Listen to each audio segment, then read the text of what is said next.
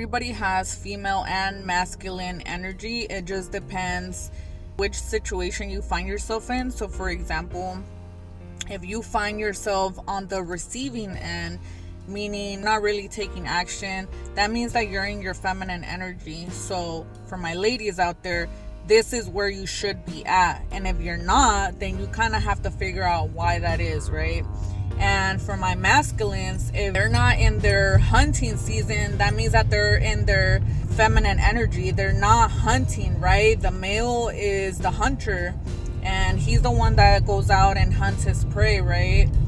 So if he's not chasing you, if he's not contacting you, then that means that he's in his female energy, and you don't really want to set boundaries when the male is in his feminine energy, because most likely he's in a wounded state, right? Like he's been probably hurt before and he hasn't properly healed.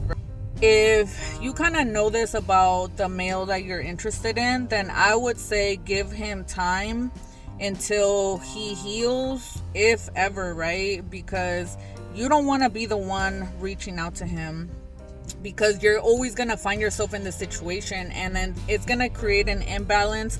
And that's why the women find themselves hating men, right? Because there's an imbalance. Maybe they're giving more than they should, right? It has to be not 50-50, but it has to be like a give and take situation. But if you find yourself giving more than the male is, then you're already at a disadvantage, and you need to pull your energy back, and you need to do a little bit more healing, because this is the season where a lot of people are going to come together, okay? This year, a lot of couples are going to come together, and because a lot of people have done the work. So even if you're in the healing phases, it doesn't matter, okay? Because a lot of people have done the work, have done the healing, have been okay with being by themselves, right? We're not chasing, we're not doing any of that.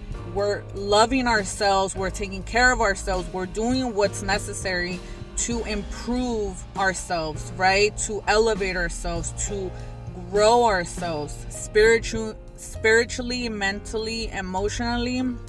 If you don't need anyone, so you're in your position of power, okay? When you position yourself in a way that you want the man, right?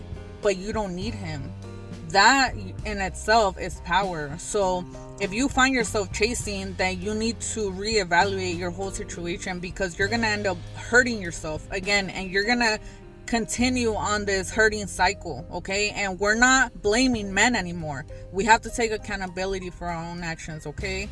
So please evaluate your situation and figure out what to do next, but don't chase men anymore.